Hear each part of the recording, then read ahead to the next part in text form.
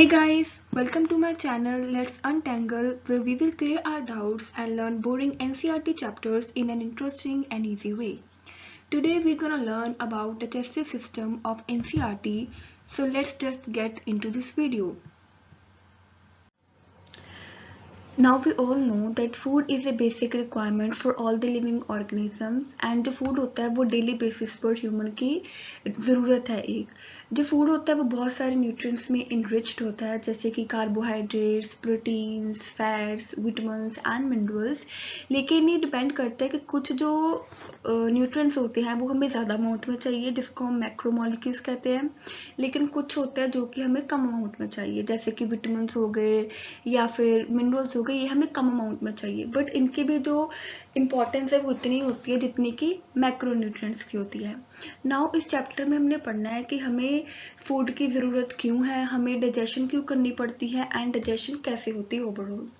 सो हमें ये पता है कि जो फूड है वो हमारी बॉडी की ग्रोथ के लिए बहुत ज़रूरी होता है, वो टिश्यू रिपेयर करता है एंड मैनी अदर थिंग्स।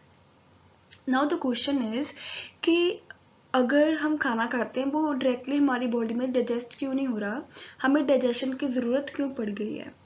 अब क्या होता है कि जो फूड हम खाते हैं वो किस फॉर्म में होता है, बायो मैक्रोमोलिक्यूल्स की फॉर्म में होता है एंड जो ये बायो मैक्रोमोलिक्यूल्स है ये हमारी बॉडी में डायरेक्टली डाइजेस्ट नहीं हो सकते, इसलिए हमें क्या करना पड़ता है, हमें इन बायो मैक्रोमोलिक्यूल्स को सबसे पहले ब्रेक करना पड़ता है एंड सिंपल सब्सटेंसेस में कन्वर्ट करना पड़ता है। सो जो होल प्रोसीजर जो हमें चाहिए इन बड़े सारे मैक्रोमोलिक्यूल्स को स्मॉल मॉलिक्यूल्स में कन्वर्ट करने के लिए, उस प्रोसेस को हम क्या कहते हैं, डाइजेशन।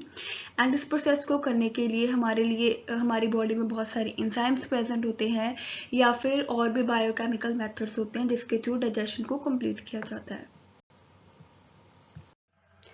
सो इस स्लाइड में हमें हमारी बॉडी के स्ट्रक्चर को दिखाया गया है from oral cavity to anus and बीच में अलग अलग बॉडी पार्ट्स, लेकिन इसको हम प्रॉपर डिटेल में करेंगे आज इस वीडियो में।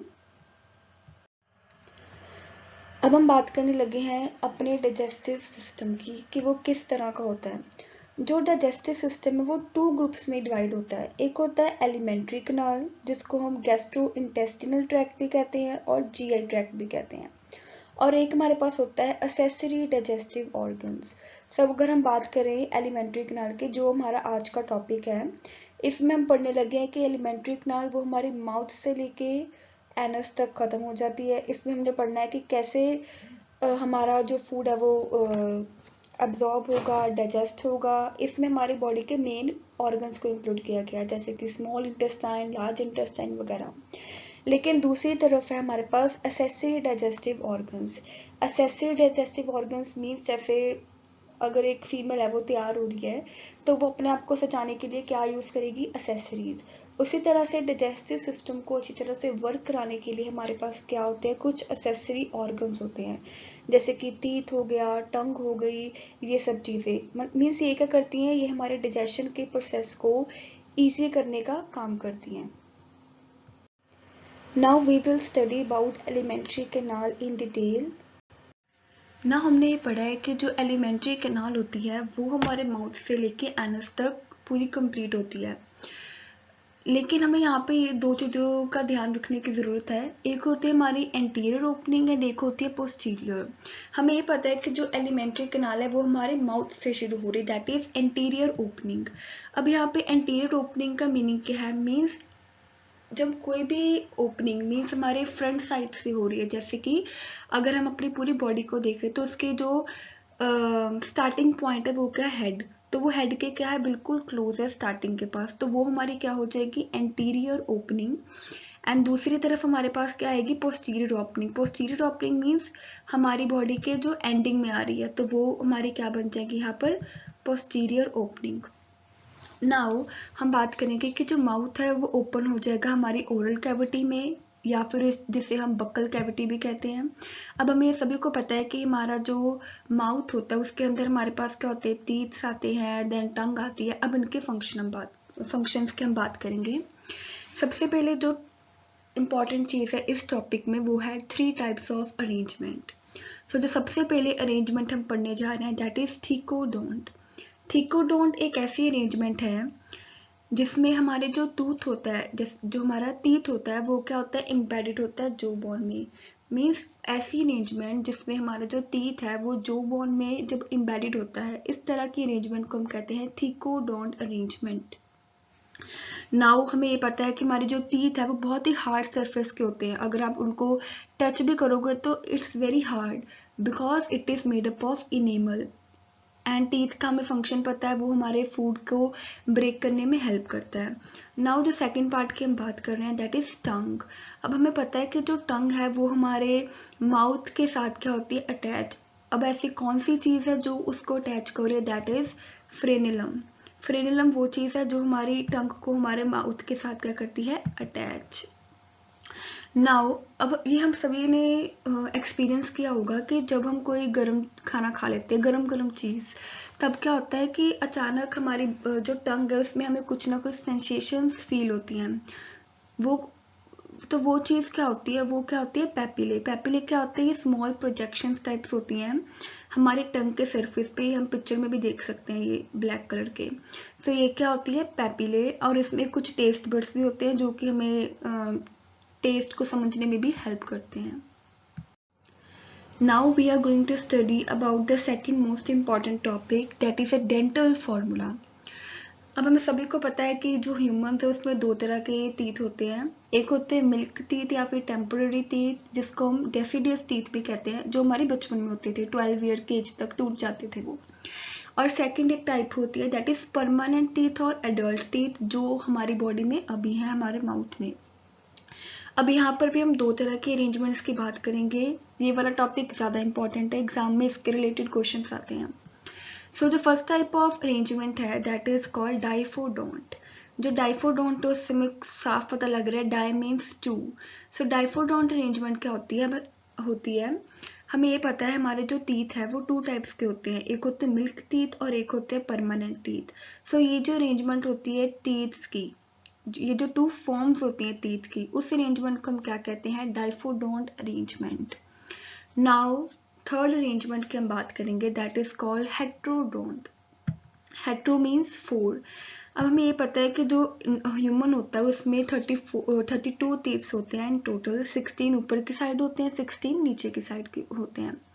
लेकिन ये जो 32 टीथ्स हैं वो भी क्या होती है, 4 टाइप्स की होती हैं, that is incisors, canines, premolars and molars. So the arrangement of teeth in 4 different types, that is incisors, canines, premolars and molars, इस तरह की अरेंजमेंट को हम क्या कहते हैं, हेट्रोडोंट अरेंजमेंट। अब ये भी यहाँ पर एक फॉर्मूला में दिख रहा है दैट इज 2 1 2 3। ये फॉर्मूला बहुत इंपॉर्टेंट है। अब इस फॉर्मूले से हमें क्या पता लग रहा है, इसमें हमें बताया जा रहा है कि हमारे जो माउथ है उसमें ये जो incisors, canines, premolars and molars कैसे अरेंज हैं। होता क्या है कि हमारे माउथ में सबसे पहले क्या आएंगे, 2 इंसीजर्स आएंगे, देन 1 कैनाइन आएगा, देन 2 प्रीमोलर्स आएंगे एंड 3 मोलर्स आएंगे। तो इस तरह हमारी बॉडी में 2 1 2 3 फॉर्मूले के बेसिस पे upper side and lower side, दोनों साइड इसी तरह से क्या होते हैं, टीथ अरेंज होते हैं। मूविंग ऑन, अब हम बात करने लगे हैं डाइजेस्टिव प्रोसेस के बारे में। यहाँ पे हमें एक ओवरव्यू बताया गया है कि डाइजेशन कैसे होगी। सबसे पहले हमने खाना खाया, इस प्रोसेस को हम कहेंगे इंजेशन। इंजेशन मीन्स फूड का इनटेक किया। Now the second process is digestion. Digestion mechanical digestion. Mechanical means इसमें हमने अपनी टीथ को, अपनी टंग को यूज किया है। टीथ फूड को ब्रेक करने में हेल्प करेंगे एंड जो टंग है वो स्वेलिंग करने में। Third is propulsion. Propulsion means food को निगलना, मीन्स इसको फॉरवर्ड मूव करना। देन इज ग्लूटेशन, इसमें इसका मीनिंग होता है स्वेलिंग, मीन्स हमने टंग की हेल्प से फूड को स्वेलो कर लिया। अब यहाँ पे सिर्फ हम माउथ तक की बात कर रहे हैं कि माउथ में क्या हो रहा है।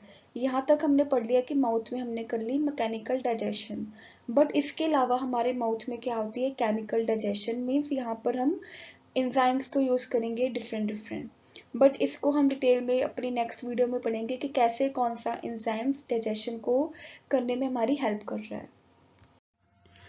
नाउ हमने सिंपली बात कर ली कि हमने खाना खाया, वो हमारे माउथ में गया, दैट इज ओरल कैविटी में गया, देन खाना जाएगा फेरेंक्स के थ्रू, देन वो एंटर करेगा ईसोफेगस में, एंड देन फाइनली एंटर करेगा स्टमक में।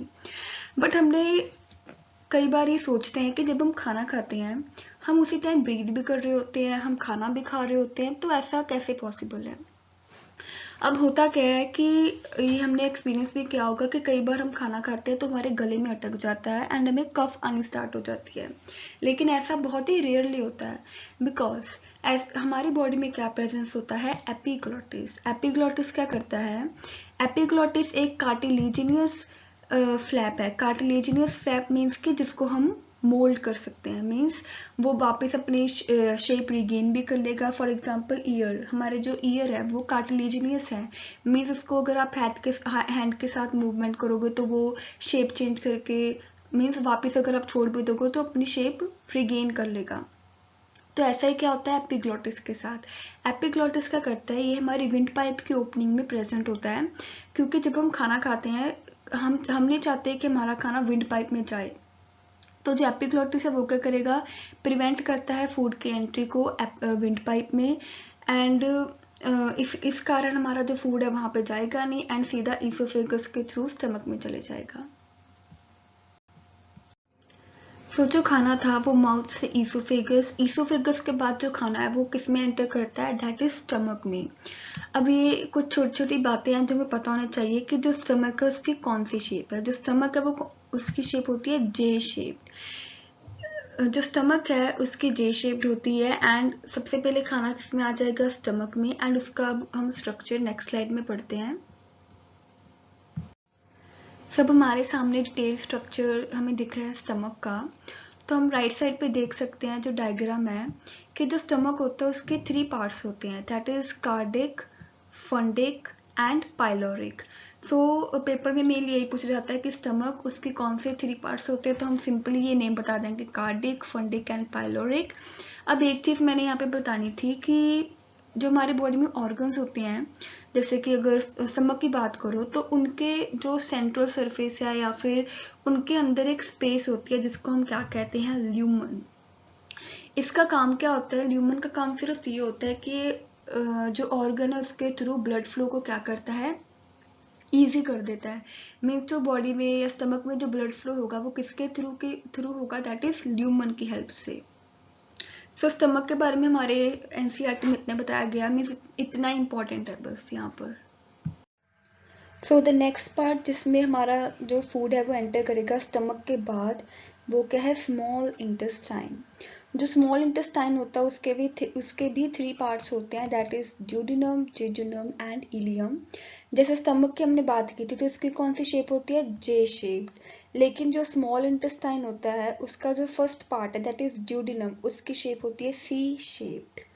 अब हम आगे जाके इसके बारे में पढ़ेंगे कि किसका क्या फंक्शन होता है, बट यहाँ पर एक क्वेश्चन पूछा जाता है कि हमारी बॉडी में सबसे ज्यादा डाइजेशन या अब्जॉर्प्शन किस बॉडी पार्ट में होती है, तो उसका आंसर क्या आएगा, स्मॉल इंटेस्टाइन।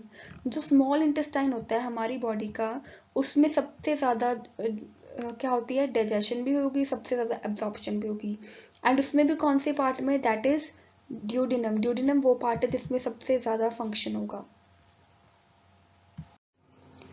ना यहाँ पे हमें डिफरेंस बताया गया है कि इलियम और जुजुनम में क्या फर्क है, तो ये हमें पता लग रहा है कि जो जुजुनम है वो 2.5 मीटर लॉन्ग होता है एंड जो इलियम होता है वो 3.6 मीटर लॉन्ग होता है।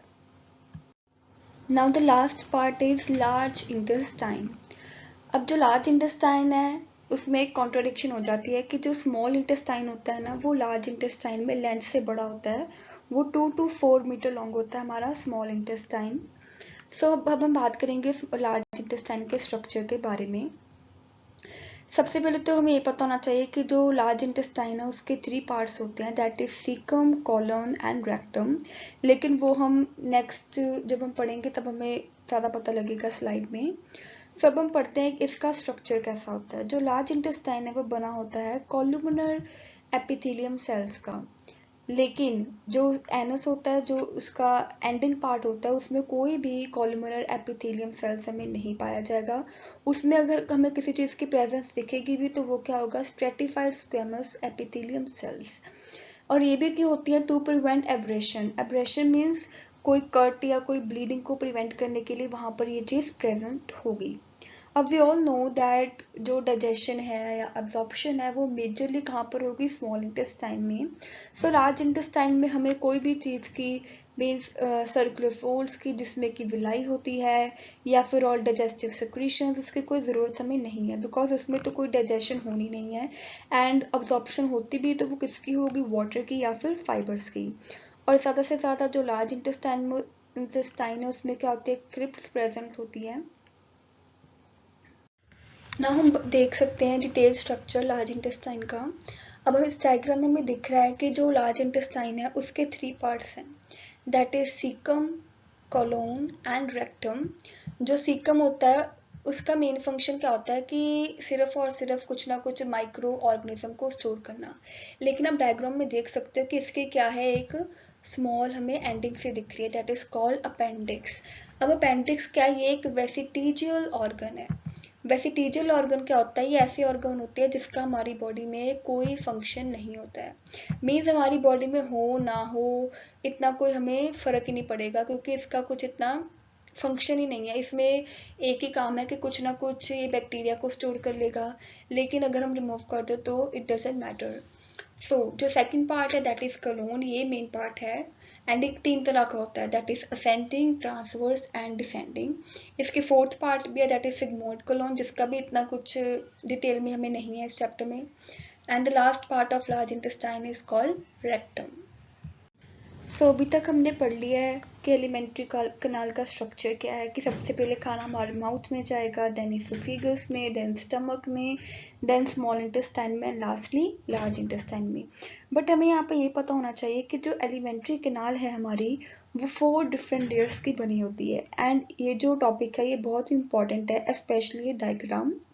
सो जो 4 डिफरेंट लेयर्स जिसके थ्रू हमारा ये बना हुआ है एलिमेंट्री कनाल, वो हमारे पास है serosa, muscularis, submucosa and mucosa. जो सिरोसा है वो किसकी बनी होती है? मेसोथेलियम सेल्स की बनी होती है। एंड ये जो मेसोथेलियम सेल्स है वो कहाँ से मीन्स एस्टेब्लिश होते हैं? वो बनते हैं through visceral organs. Visceral organs कौन से होते हैं? Visceral organs means heart, lungs, kidney, means in सब ऑर्गन से मिलके जो हमारी लेयर बनती है वो कौन सी है? Serosa. Now the second layer is called muscularis. अब मस्कुलरिस इसके नेम से पता लग रहा है कि इसमें क्या होंगे? मसल्स इन्वॉल्व होंगे। इसमें मेन स्मूथ मसल्स या सर्कुलर मसल्स वगैरह इन्वॉल्व होते हैं, या फिर ऑब्लिक मसल्स भी होते हैं। Third layer is called submucosa layer. Submucosa layer में हमारे लूज कनेक्टिव टिश्यू होते हैं, which includes nerves, lymph vessels और blood vessels. Now the last and the most important layer of alimentary canal is mucosa. Mucosa क्या है? Inner most layer है alimentary canal की। And हमें ये पता है कि जब हम डाइजेशन करते हैं, मेनली केमिकल डाइजेशन, उसके लिए कुछ ना कुछ सिक्रीशन सिक्रीट होती हैं या फिर एंजाइम्स अपना वर्क करते हैं। लेकिन ये जो सिक्रीशंस हैं जो कि डाइजेशन में हेल्प कर रही हैं वो कुछ ना कुछ ऑर्गन्स से निकल रही हैं। एंड वो ऑर्गन्स कहाँ पे स्टोर होते हैं? दैट इज म्यूकोसा लेयर में। सो इसलिए जो म्यूकोसा जो इनरमोस्ट लेयर है वो इतनी इंपॉर्टेंट है, बिकॉज इसमें जो मेन ग्लैंड्स है जैसे कि गैस्ट्रिक ग्लैंड्स वगैरह वो इस लेयर में जाके क्या हो जाते हैं? स्टोर होते हैं। सो इसमें हमें वन वर्ड ये भी पता होना चाहिए कि जो आउटर मोस्ट लेयर है वो कौन सी है? सिरोसा। जो इनरमोस्ट लेयर है वो कौन सी है? म्यूकोसा। सो जो लास्ट टॉपिक आज के लिए है वो है small section of small intestine. अब इसमें हमने पढ़ना है विलाई के बारे में कि विलाई क्या होती है। अब हमें ये पता है कि हमारी बॉडी की जो मेन डाइजेशन होती है वो कौन करता है? Small intestine. But small intestine में ऐसी क्या चीज़ प्रेजेंट है जिसके थ्रू वो इतनी ज़्यादा अब्जॉर्प्शन कर लेता है, इतनी ज़्यादा डिस्ट्रीब्यूशन कर देता है फूड की? क्योंकि स्मॉल इंटेस्टाइन तो इतना बड़ा है नहीं है कि वो हमारी पूरी बॉडी में इतनी अच्छी तरह से फूड को क्या करे? एब्जॉर्ब करे। तो उसके बीच में ऐसी क्या चीज़ है जिसके थ्रू ये हो रहा है? तो उसका आंसर है विलाई। विलाई क्या होती है? ये फिंगर लाइक प्रोजेक्शंस होती हैं स्मॉल इंटेस्टाइन के सरफेस पे, जो क्या करती हैं? इसके सरफेस एरिया को इंक्रीज कर देती हैं एब्जॉर्प्शन के लिए। एंड जो विलाई होती है वो फर्दर क्या कर जाती है? स्प्रेड हो जाती है माइक्रोविलाई में, जो कि ब्रश बॉर्डर लाइक अपीयरेंस होती है। एंड इनका काम क्या होता है, मेनली सरफेस एरिया को इंक्रीज करना। जो विलाई होती है वो सराउंडेड होती है with the help of some capillaries और arteries और lacteal। ये lacteal क्या होती है, lymph vessels वगैरह होती हैं। इसके अलावा जो विलाई होती है या जो स्मॉल इंटेस्टाइन का सरफेस होता है उसके बीच में कुछ क्रिप्ट्स प्रेजेंट होती है एंड उस क्रिप्ट्स को हम क्या कहते हैं, क्रिप्ट्स ऑफ लीबरकुन। एंड म्यूकोजा का फंक्शन हमने पहले ही कर लिया कि म्यूकोजा में ऐसे कुछ ग्लैंड्स होते हैं जैसे कि गैस्ट्रिक ग्लैंड्स वगैरह, जो कि कुछ सिक्रीशंस देंगे जो कि फाइनली डाइजेशन के प्रोसेस में हेल्प करती हैं। सो यहाँ तक हमने आज पढ़ लिया कि एलिमेंट्री कैनाल में क्या क्या चीज़ें प्रेजेंट होती है, उसका क्या स्ट्रक्चर एंड उसका मेन कौन सा काम है, उसके आसपास कितनी सारी लेयर्स हैं एंड दैट स्टफ। सो सबसे पहले हम बात करेंगे डाइजेस्टिव ग्लैंड्स के बारे में, लेकिन हमें पहले ये पता होना चाहिए कि ग्लैंड्स होते क्या हैं। सो जो ग्लैंड्स होते हैं ये हमारी बॉडी में कुछ सेल्स होते हैं जो क्या है, कुछ ना कुछ सिक्रीशंस करते हैं, फॉर एग्जांपल हार्मोन्स की। सो उसी तरह से डाइजेस्टिव ग्लैंड्स क्या है, ये ऐसे हमारी बॉडी में सेल्स हैं जो मिलके अलग अलग ग्लैंड्स बनाते हैं, जैसे कि सलाइवरी ग्लैंड्स, लीवर, पैनक्रियाज, जो हमारे डाइजेशन के प्रोसेस में हेल्प करते हैं। सो हमारी बॉडी में 3 डाइजेस्टिव ग्लैंड्स होते हैं जो एलिमेंट्री कैनाल, जो हमने पिछले टॉपिक में किया था, उसके साथ मिलके हमारे डाइजेशन के प्रोसेस को कंप्लीट करते हैं। सो आगे आज हम इन तीनों को डिटेल में पढ़ेंगे। So the first most important हमारा जो डाइजेस्टिव ग्लैंड है वो है सलाइवरी ग्लैंड्स। जो सलाइवरी ग्लैंड्स हैं ये हमारे माउथ में प्रेजेंट होते हैं एंड हमें ये पता है कि जो सलाइवरी ग्लैंड्स है वो सलाइवा सिक्रीशन में हेल्प करते हैं। सबसे पहले हम बात करने जा रहे हैं कि जो सलाइवरी ग्लैंड्स है वो कितने तरह के होते हैं। जो सलाइवरी ग्लैंड्स हैं वो 3 तरह के होते हैं। एक होता है पैरोटिड ग्लैंड, देन सब मैंडिबुलर एंड लास्ट इज सब लिंगुअल। इन सभी की हमें पोजीशंस यहाँ पे हम देख सकते हैं कि जो पैरोटिड ग्लैंड होता है वो हमारे ईयर के बिल्कुल फ्रंट में होता है। सेकंड जो सबलिंगुअल होता है हमारे टंग सरफेस के बिल्कुल बिलो हमें पाया जाएगा। एंड द लास्ट इज सब मैंडिबुलर, जो बिल्कुल यहाँ पे हमें लास्ट में दिख रहा है ईसोफेगस की स्टार्टिंग में। हम ये बात यहाँ पे कर सकते हैं कि जो तीनों सलाइवरी ग्लैंड्स हैं ये किसी ना किसी तरीके से हमारे डाइजेशन के प्रोसेस को इजी करेंगी एंड मेनली इनका काम क्या है, सलाइवा को सिक्रीट करना। एंड जब हम खाना खाएंगे तो क्या करेगा, ये सलाइवा फूड की स्वेलिंग में क्या करेगा, हेल्प करेगा। एंड इस सलाइवा में कुछ ना कुछ इंजाइम्स प्रेजेंट होते हैं जैसे कि सलाइवरी अमाइलेज, सलाइवरी लाइपेज। इनका फंक्शन डिटेल में आगे जाके पढ़ेंगे, लेकिन इसमें हमें बस ये पता होना चाहिए कि जो सलाइवरी ग्लैंड्स है वो 3 तरह के होते हैं, उनकी पोजीशंस कहाँ पे हैं। हमें ये बात यहाँ पे ध्यान रखने की ज़रूरत है कि ये जो ग्लैंड्स होते हैं ना ये हमारी बक्कल कैविटी, जिसको हम ओरल कैविटी भी कहते हैं, उसके अंदर नहीं होते। मीन्स टंग, ये हम देख सकते हैं टंग टीथ के बिल्कुल आउटसाइड सरफेस पे है। तो हम ये नहीं कह सकते कि जो हमारे सलाइवरी ग्लैंड्स है वो माउथ के ओरल कैविटी के अंदर ही, ओरल कैविटी के आउटर सरफेस पे पाए जाते हैं सिर्फ और सिर्फ। जो नेक्स्ट डाइजेस्टिव ग्लैंड है वो है लीवर। लीवर हमारी बॉडी का सबसे लार्जेस्ट ग्लैंड है जिसका वेट 1.2 टू 1.5 kg होता है। एंड लीवर की पोजीशन ये तो हमें पता ही है कि बिल्कुल डायफ्राम के क्या होगा, नीचे होगा। इतनी सारी थ्योरी पढ़ने से अच्छा है हम डायग्राम से समझते हैं। डायग्राम अगर आपको समझ आ जाती है तो हमें इतनी थ्योरी रीड करने का कोई ज़रूरत नहीं है।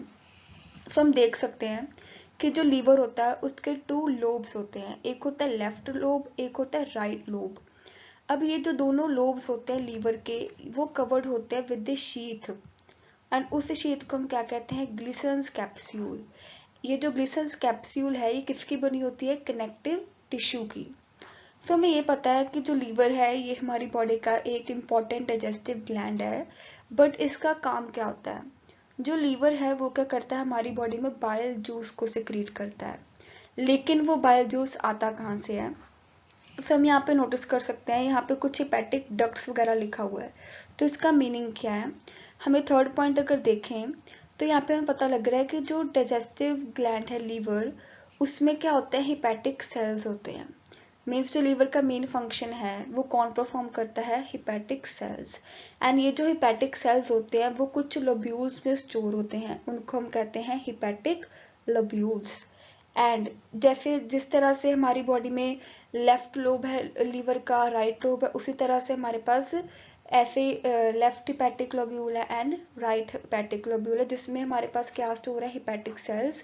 एंड ये जो हिपैटिक सेल्स है ये मिलके क्या बनाते हैं हमारी बॉडी में, बाइल जूस। एंड ये जो बाइल जूस है लीवर का वो कहाँ पे स्टोर होता है, इस ग्रीन कलर के स्ट्रक्चर में, सैक लाइक स्ट्रक्चर में, जिसको हम क्या कहते हैं, गॉल ब्लैडर। जो गॉल ब्लैडर है उसका सिर्फ एक काम होता है, that is to store bile juice. यहाँ पे एक क्वेश्चन पूछा जाता है, बच्चे इसमें कंफ्यूज हो जाते हैं कि बाइल जूस बनाता कौन है। तो अगर पूछ रहा है कि बाइल जूस बना कौन रहा है तो उसका आंसर आएगा लीवर। लीवर है जो बाइल जूस को बनाता है, लेकिन वो स्टोर कहाँ पे होता है, तो वो स्टोर गॉल ब्लैडर में होता है। नाउ हमें यहाँ पे दिख रहा है कि कुछ डक्ट्स के नाम लिखे हुए हैं, हिपैटिक डक्ट और यहाँ पे दिख रहा है सिस्टिक डक्ट। सो होता क्या है कि हमने देखा कि जो लीवर है वो बनाता है बाइल जूस को, लेकिन ये बाइल जूस जो लीवर ने बनाया वो गॉल ब्लैडर के पास गया कैसे। अब कुछ तो चीज होगी कि जो बाइल जूस था वो गॉल ब्लैडर तक पहुंचा।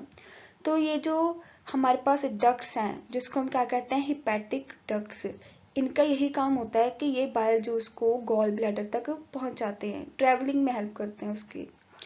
उसी तरह से हमें दिख रहा है cystic duct.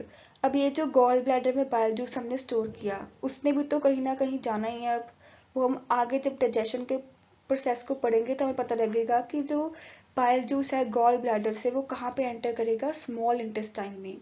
So small intestine में एंटर करने के लिए उसको कुछ ना कुछ पैसेज चाहिए, तो वो पैसेज क्या होगा, सिस्टिक डक्ट। ठीक है। अब सिस्टिक डक्ट और फिर पैनक्रियास से कुछ सिक्रीशंस आएंगी, वो मिलके एक कॉमन बाइल डक्ट बनाएंगी। वो हम नेक्स्ट स्लाइड में अच्छी तरह से रीड करते हैं। सो आपको यहाँ पे ये पता होना चाहिए कि जो लीवर है उसका मेन काम है बाइल जूस को बनाना। एंड बाइल जूस कौन बनाता है, हिपैटिक सेल्स लीवर के। वो स्टोर कहाँ पे होगा, गॉल ब्लैडर में। एंड उसका जो बाइल जूस है उसका काम क्या होता है, मैं यहीं पे बता देती हूँ। जो बाइल जूस है उसका काम होता है emulsification of fats. Emulsification of fats means क्या, हमें पता है कि हमारी बॉडी ने खाना खाया उसमें फैट्स भी इंक्लूड होंगे। सो फैट्स की डाइजेशन करने के लिए हमें कुछ ना कुछ चीज़ चाहिए। मीन्स उसको उस प्रोसेस को, फैट की डाइजेशन को इजी करने के लिए हमारी बॉडी ने क्या बनाया है, बाइल जूस, जो कि गॉल ब्लैडर में स्टोर होता है। सो बाइल जूस का काम क्या होता है कि फैट्स की डाइजेशन को इजी कर देना। वो हम आगे डिटेल में पढ़ेंगे कि कैसे ये प्रोसेस हो रहा है। सो नेक्स्ट स्लाइड में पहुंचते हैं अब हम। सो जैसे मैंने बात की थी पिछली स्लाइड में कॉमन बाइल डक्ट के बारे में, तो ये जो कॉमन बाइल डक्ट है वो किसको मिला के बनता है, सिस्टिक डक्ट एंड पेनक्रियास से जो डक्ट आ रहा है जिसको हम कहते हैं पेनक्रियाटिक डक्ट। ये देखो ये मिलके क्या बनाएगा हमारे पास, common bile duct. So common bile duct में होगा क्या, इसमें बाइल जूस होगा जो गॉल ब्लैडर से आ रहा है। देन उसमें पेनक्रियाटिक जूस होगा जो कहाँ से आ रहा है, पेनक्रियास से। एंड वो एंटर किसमें कर रहा है, स्मॉल इंटेस्टाइन में। सो जो थर्ड ग्लैंड है हमारी बॉडी का जो डाइजेशन में हेल्प करेगा वो कौन सा है, पेनक्रियास। अब एक क्वेश्चन जो हमें पता होना चाहिए कि हमारी बॉडी का बोथ एक्सोक्रीन एंड एंडोक्रीन ग्लैंड कौन सा है, तो ये इसका जो आंसर है वो क्या होगा, पेनक्रियास। अब दो ग्लैंड्स है हमारे पास, एंडोक्रीन एक होता है एक्सोक्रीन। इनका मतलब क्या होता है, सो जो एंडोक्रीन ग्लैंड्स हैं वो होते हैं जिनको हम क्या कहते हैं, डक्टलेस ग्लैंड्स। मींस ये ऐसे ग्लैंड्स हैं जो अपनी सिक्रीशन को डायरेक्टली ब्लड में ही रिलीज कर देती हैं, जैसे कि हाइपोथैलेमस ग्लैंड और पिट्यूटरी ग्लैंड। ये सब क्या करते हैं, इनके कोई भी जो सिक्रीशन है, फॉर एग्जांपल अगर इनमें से कोई हार्मोन आ रहा है तो वो डायरेक्टली हमारे ब्लड में जाके क्या होगा, रिलीज हो जाएगा। एंड फिर वो जहाँ जहाँ उसकी ज़रूरत होगी वहाँ पहुँच जाएगा। उसी तरह से हमारे पास होता है एक्सोक्रीन ग्लैंड। एक्सोक्रीन ग्लैंड क्या होता है, जिनकी सिक्रीशन डायरेक्टली ब्लड स्ट्रीम में नहीं जाती है। मींस ये वो ग्लैंड है जो अपनी सिक्रीशन को किसी भी बॉडी पार्ट के, मींस किसी ग्लैंड के अंदर सिक्रीट करते हैं, inside the body of any gland.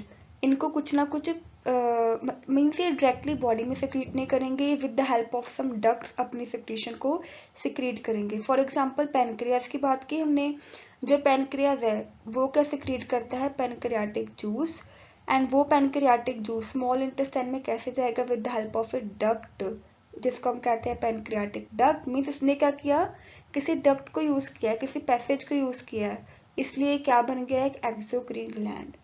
तो बस ये हमें पता होना चाहिए, एक इम्पॉर्टेंट बात थी कि पैनक्रियास इकलौता ग्लैंड है जो क्या है, बोथ एक्सोक्रीन एंड एंडोक्रीन। नाउ अब हम बात करते हैं कि पैनक्रियाटिक जूस होता क्या है। जो पैनक्रियाटिक जूस है उसका नेचर क्या होता है, जो पैनक्रियाटिक जूस है उसका एल्कलीन नेचर होता है। Alkaline nature means basic nature है, ये एसिडिक नहीं होता। एंड उसका अलग फंक्शन बता रहा है यहाँ पे पैनक्रियास का, कि पैनक्रियास का पैनक्रियाटिक जूस के अलावा उसका क्या काम है कि वो हार्मोन्स को सिक्रीट करता है, इंसुलिन को सिक्रीट करता है, ग्लूकागोन को रिलीज करता है, सॉरी। सब नेक्स्ट देखते हैं यहाँ पे। ये देखो यहाँ पे हमें पूरे जो हमने प्रोसेस किया ना उसका एक ओवरव्यू दिया गया है। ये स्लाइड अगर आपको समझ आ गई तो पूरा टॉपिक क्लियर हो गया आपको। सो हमने बात की थी कि जो लीवर है उसमें होता है गॉल ब्लैडर, वो देगा बाइल जूस जो एसिडिफिकेशन ऑफ फैट्स में हेल्प करेगा, इसको हमने समझ लिया है। देन जो पैनक्रियास था वो कहता मैं के पीछे रहूं, उसने भी क्या किया, पैनक्रियाटिक जूस को सिक्रीट कर दिया।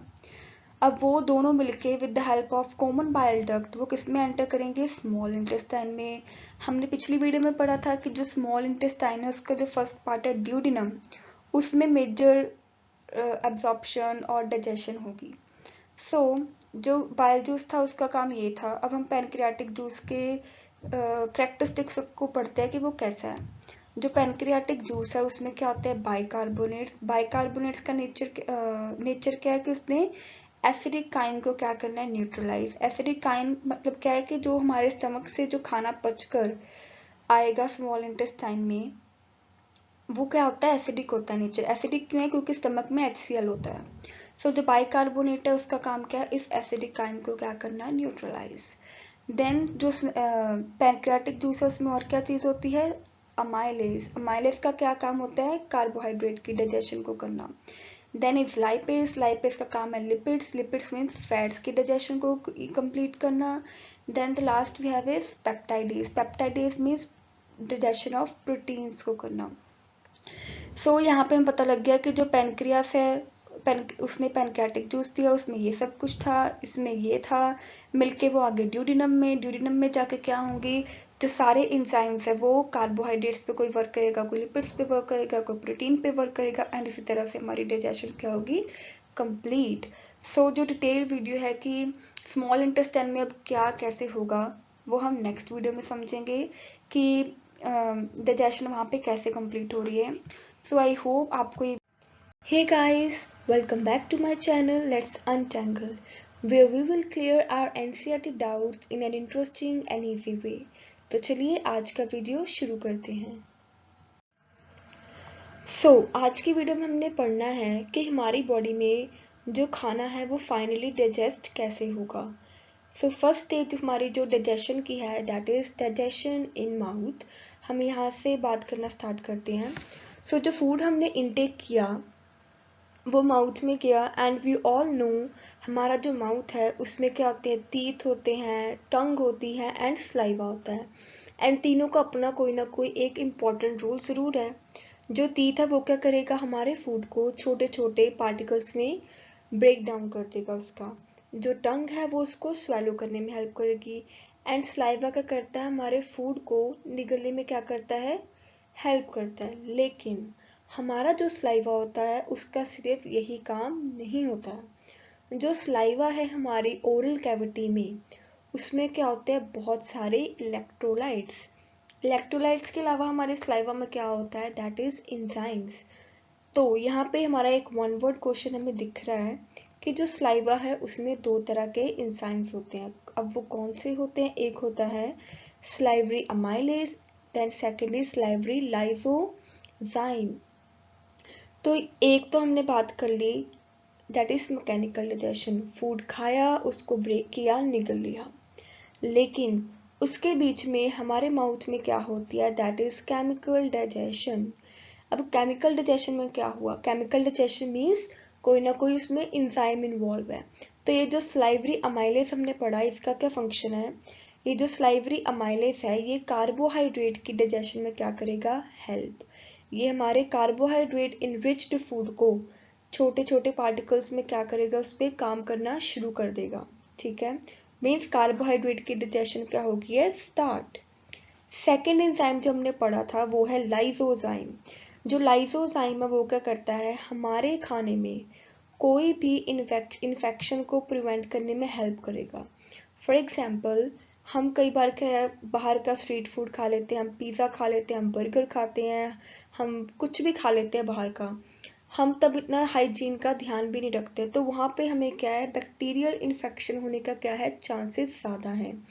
तो उस चीज़ से बचने के लिए हमारे सलाइवा में एक एंजाइम है, वो कौन सा है, लाइसोजाइम। ये जो लाइसोजाइम है ये है क्या, एक एंटी बैक्टीरियल एजेंट। वो क्या करेगा, हमारी बॉडी में, हमारे माउथ में जो इन्फेक्शन है उसको प्रिवेंट कर देगा। सो अगर वन वर्ड आ भी गया कि हमारी बॉडी में जो एंटी बैक्टीरियल एजेंट है वो कौन है, दैट इज लाइसोजाइम।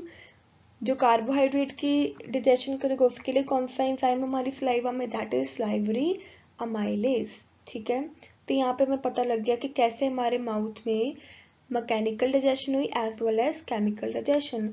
यहाँ पे मैंने आपकी हेल्प के लिए एक फ्लो चार्ट प्रोवाइड किया है, तो यहाँ पे हम रीड करते हैं एक बार ओवरव्यू के लिए कि जो बक्कल कैविटी था उसमें दो फंक्शन हुए, that is mastication of food and swelling. Mastication means chewy करना, चबाना, खाने को, हमने खाना खाया उसको चबाया, देन टंग ने उसको स्वेलो करने में हेल्प किया। जो स्लाइवा था उसने क्या किया कि फूड हमारा अच्छी तरह से क्या हो जाए, मिक्स, क्योंकि जो स्लाइवा है ना उसका क्या होता है, लिक्विडी मिक्सचर होता है उसका, तो वो हमारे सॉलिड जो फूड है उसके साथ मिलके उसको निगलने में हेल्प करेगा।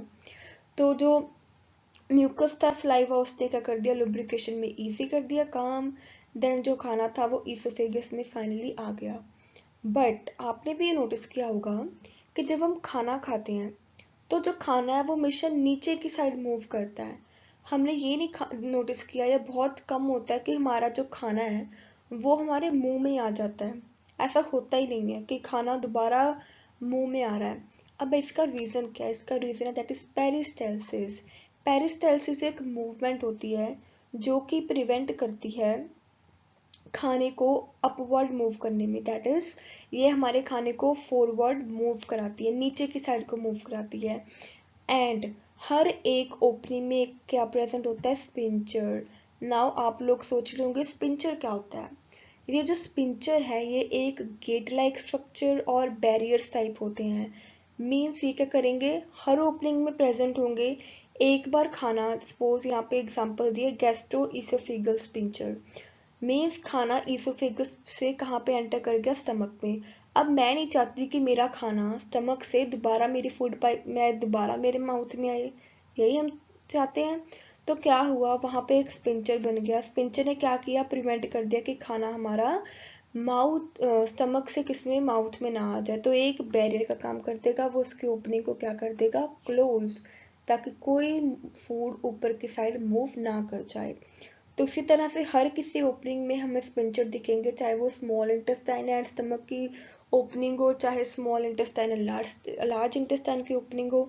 तो इस कारण क्या होता है, हमारा फूड इजीली डाउनवर्ड और फॉरवर्ड डायरेक्शन में मूव करता रहता है। तो यहाँ पे हमें पता लग गया कि माउथ में डाइजेशन कैसे हुई। अब हम पढ़ेंगे जो खाना है वो स्टमक में आ गया, तो स्टमक में डाइजेशन कैसे हो रही है। सब हम बात करने जा रहे हैं that is digestion in stomach. सबसे पहले खाना जैसे हमने पढ़ लिया कि माउथ में डाइजेशन कैसे हुई, अब हम बात करेंगे डाइजेशन स्टमक में कैसे हो रही है। तो सबसे पहले हम ये बात करेंगे कि जो हमारा स्टमक है ना उसकी वॉल्स में कुछ ग्लैंड्स प्रेजेंट होते हैं।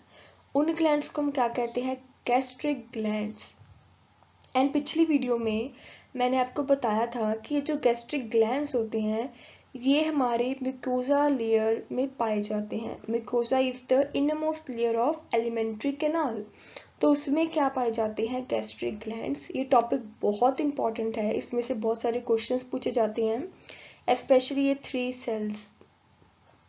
तो होता क्या है कि जो हमारे गैस्ट्रिक ग्लैंड्स हैं ये 3 तरह के सेल्स प्रोवाइड करते हैं। दैट इज फर्स्ट हमारे पास जो है उसको हम क्या कहते हैं, म्यूकस नेक सेल्स। जो म्यूकस नेक सेल्स हैं वो क्या करते हैं, म्यूकस को सिक्रीट करेंगे। म्यूकस का काम क्या है, उसने हमारे खाने की मूवमेंट को क्या कर देना, इजी, दैट इज लुब्रिकेशन में। सेकंड हमारे पास होते हैं पेप्टिक और चीफ सेल्स। जो पेप्टिक और चीफ सेल्स है ना, ये याद रखो, P for peptic, P for pepsinogen. तो इन्होंने क्या करना है, एक एंजाइम को प्रोड्यूस करना है जिसका नाम क्या है, पेप्सिनोजन। इसका फंक्शन बहुत इंपॉर्टेंट है पेप्सिनोजन का, वो हम नेक्स्ट जब स्लाइड में पहुंचेंगे तब हम समझेंगे कि कैसे ये डाइजेशन में हेल्प करेंगे। एंड जो थर्ड कैटेगरी ऑफ सेल है दैट इज पेरिटियल सेल्स।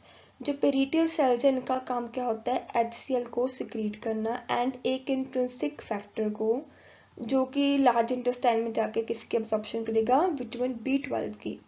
लेकिन अब आपने भी नोटिस किया होगा कि कई बार हम कहते हैं ना कि हमें जलन सी महसूस हो रही है, लेकिन अब वो होता क्या है, हमने पढ़ा कि हमारे स्टमक में क्या है, HCl है। तो कई बार ये HCl हमारे ईसोफेगस में आ जाता है। तो अगर हमें कोई क्वेश्चन पूछ भी रहा है कि बताओ भैया कि आपके स्टमक का कौन सा नेचर है, दैट इज एसिडिक और अल्कलीन, तो हम क्या बताएंगे, it is acidic in nature. लेकिन एसिडिक है क्यों, तो हम उसे बता सकते हैं क्योंकि हमारे स्टमक में क्या होता है, HCl। लेकिन वो HCl आया कहाँ से, वो आया पेरिटियल सेल्स से। तो यहाँ से हमें क्या पता लगा कि स्टमक में 3 तरह के सेल्स हैं, उनके अलग अलग फंक्शंस हैं। अब हम पढ़ेंगे ये तीनों मिलके स्टमक में डाइजेशन को कैसे परफॉर्म करते हैं। तो ये देखो, अब अगर पूछ रहा है ना मैक्सिमम टाइम कितना स्टोर होता है स्टमक में फूड, कितने टाइम के लिए, दैट इज 5 to 5 आवर्स। तो हुआ क्या, हमारा जो फूड है वो स्टमक जी में आ गया। स्टमक जी ने क्या किया, उसने कहा कि मेरे पास एक एसिडिक गैस्ट्रिक जूस है, दैट इज HCl। तो उसने क्या किया, हमारा जो फूड था जिसको हम काइम कहते हैं उसके साथ मिलके उसने क्या कर दिया, उसको भी एसिडिक कर दिया, ठीक है। अब हुआ क्या, हमने देखा, अब यहाँ पे हमने फंक्शन पढ़ लिया पेरिटियल सेल्स का। HCl आया, उसने क्या किया, जो फूड है उसके साथ मिक्स हो गया। लेकिन HCl का मेन फंक्शन अब हम बात करेंगे। हमने पढ़ा था हमारे ये जो स्टमक है उसमें क्या होता है, पेप्सिनोजन। यहाँ पे हम रिवाइज कर सकते हैं, जो पेप्सिनोजन है वो किसने प्रोड्यूस किया था, दैट इज पेप्टिक और चीफ सेल्स ने। तो हुआ क्या, ये जो पेप्सिनोजन है उस पे हमारे hydrochloric acid that is HCl आए, उसने इस पे हमला किया, दैट इज पेप्सिनोजन पे उसने वर्क किया एंड इस एंजाइम को किसमें कन्वर्ट कर दिया, एक एक्टिव फॉर्म में, जिसको हम क्या कहते हैं, पेप्सिन। पेप्सी से पेप्सिन याद रख लो। सेकंड, अब ये जो पेप्सिन हमारी बॉडी में स्टमक जी ने प्रोड्यूस किया उसका बेनिफिट क्या है, वो ऐसा क्या काम करेगा। पी फॉर पेप्सिन तो किस पे काम करेगा, दैट इज प्रोटीन्स पे। ये जो पेप्सिन है ये हमारे जो हमने खाना भेजा ना स्टमक में, उसमें प्रोटीन्स भी ऑब्वियसली होंगे, हमने दाल खाई होगी, हमने कोई भी प्रोटीन सोर्स खाया होगा, तो उस प्रोटीन सोर्स पे हमारा पेप्सिन काम करेगा एंड वो उसको किस में कन्वर्ट करेगा, दैट इज प्रोटियोसिस एंड पेप्टाइड्स में, ठीक है। तो यहाँ पे हमने क्या नोटिस किया कि स्टमक में आके हमारी प्रोटीन की डाइजेशन भी शुरू हो गई है। माउथ में किसकी डाइजेशन पढ़ी हमने, कार्बोहाइड्रेट्स की। स्टमक में किसकी पढ़ रहे हैं, प्रोटीन्स की, ठीक है। तो अगर पूछा HCl का क्या फंक्शन है, तो HCl का एक फंक्शन होता है कि वो हमें एसिडिक pH प्रोवाइड करेगा, दैट इज एसिडिक माहौल प्रोवाइड कर रहा है। सेकंड उसका फंक्शन था कि वो पेप्सिनोजन पे वर्क करके उसको किस में कन्वर्ट करेगा, पेप्सिन में। पेप्सिनोजन का काम क्या होता है कि वो पेप्सिन को प्रोड्यूस करेगा, मीन्स उसमें वो रिप्लेस हो जाता है। थर्ड पूछा पेप्सिन का क्या काम है, तो पेप्सिन का काम है कि वो प्रोटीन्स पे हमला करके एक तरह से उस पे वर्क करके वो क्या करेगा, उसको प्रोटियोसिस एंड पेप्टाइड्स में कन्वर्ट करेगा, जो कि आगे स्मॉल इंटेस्टाइन में जाके डाइजेस्ट होके और फाइनली एब्जॉर्ब हो जाएंगे, अपनी अपनी जगह पे पहुंच जाएंगे। नाउ एक बहुत इंपॉर्टेंट चीज यहाँ पे हमें दिख रही है, दैट इज रेनिन। रेनिन ये छोटे बच्चों में पाया जाता है, हम में अभी नहीं है।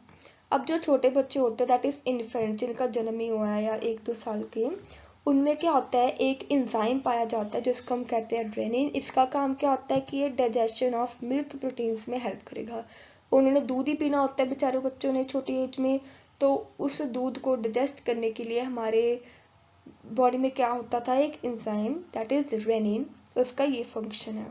उसने देन कहा कि हमारे गैस्ट्रिक ग्लैंड्स में कुछ लाइपेसेस भी पाए जाते हैं। लाइपेसेस का काम मेनली यही है कि उसने क्या करना है, फैट की डाइजेशन में हेल्प करना है। तब हम बात करेंगे कि ये सारा खाना अब हमने देख लिया क्या क्या हो चुका है, तो फाइनली किस में एंटर करेगा, स्मॉल इंटेस्टाइन में। तब हम उसकी बात करेंगे, that is digestion in small intestine. अब हमने देखा जो हमारा फूड है वो स्टमक से किस में एंटर करेगा, स्मॉल इंटेस्टाइन में। लेकिन जो स्मॉल इंटेस्टाइन है उसके भी क्या होते हैं, 3 पार्ट्स होते हैं जो हम पढ़ चुके हैं, that is duodenum, jejunum and ileum. लेकिन फूड किस में एंटर करेगा, हमारा ड्यूडिनम में, ठीक है। अब हमने पढ़ा हुआ है ये कि जो लीवर है वो हमें क्या देता है, बाइल जूस। जो पेनक्रियास है वो हमें पेनक्रियाटिक जूस देगा। एंड इंटेस्टाइन का कुछ अपना सिक्रीशन होती है, उसको हम क्या कहते हैं, इंटेस्टिनल जूस।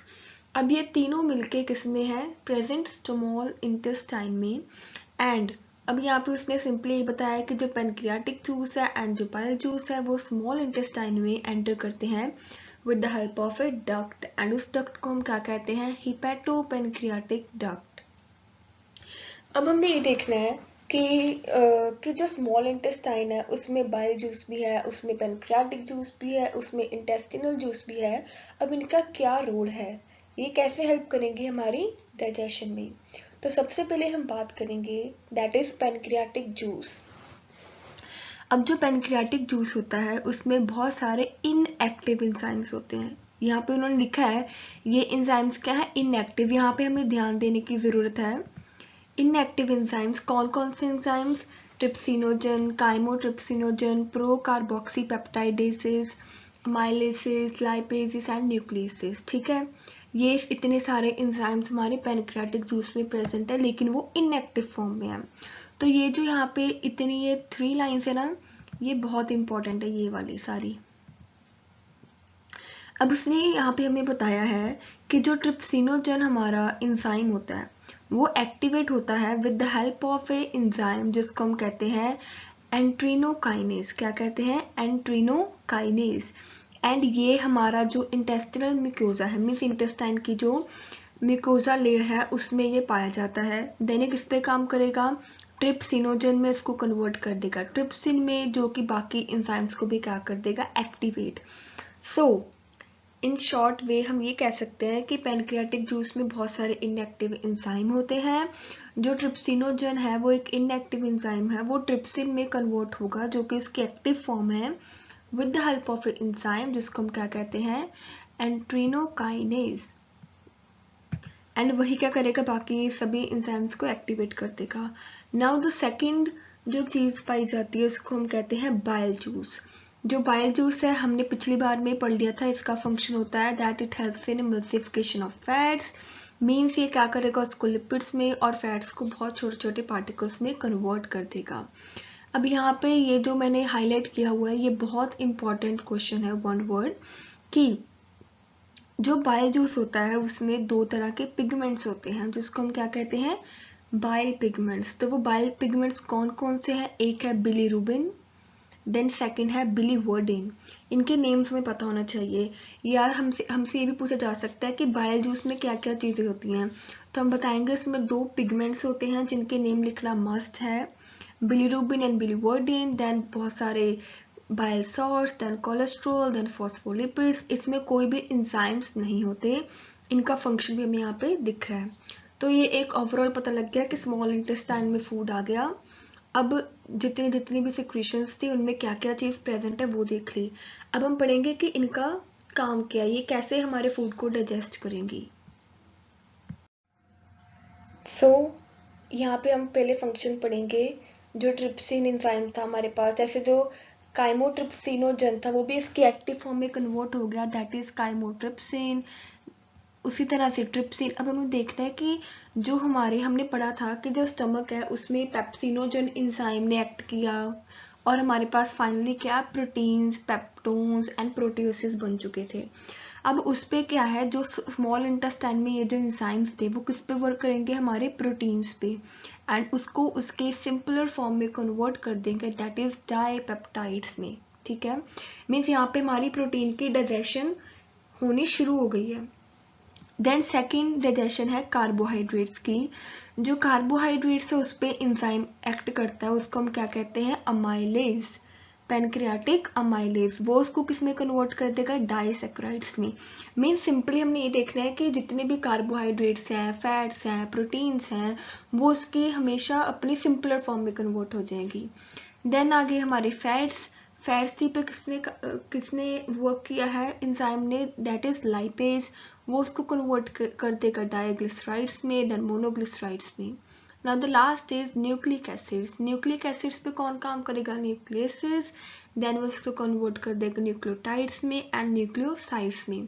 इस चैप्टर में मेनली हमारे पास ये जो कन्वर्जन्स है, हमें ये अच्छी तरह से याद होनी चाहिए कि किस डाइजेशन पे कौन सा इंजाइम हमारा एक्ट कर रहा है। ये जो इंजाइम्स के नेम हमें दिख रहे हैं ये बहुत इंपॉर्टेंट है कि, और उनकी सिंपलर फॉर्म की एंड प्रोडक्ट हमें कौन सा मिल रहा है।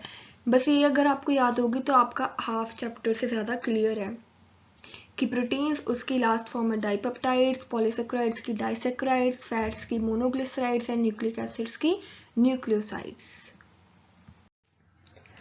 नाउ ये जो स्लाइड्स में शेयर कर रही हूँ ये आपके लिए मास्टरपीस है। मीन्स आपको पूरा खाना आपने खा लिया, उसके बाद जो डेजर्ट होता है उसी तरह से पूरा टॉपिक समझ लिया। आपको क्या मिल रही है यहाँ पे, पूरा फ्लो चार्ट टाइप। आप बस ये याद कर लो, देन पूरी वीडियो देखने की भी ज़रूरत नहीं है, बस ये चार्ट आपको याद होना चाहिए।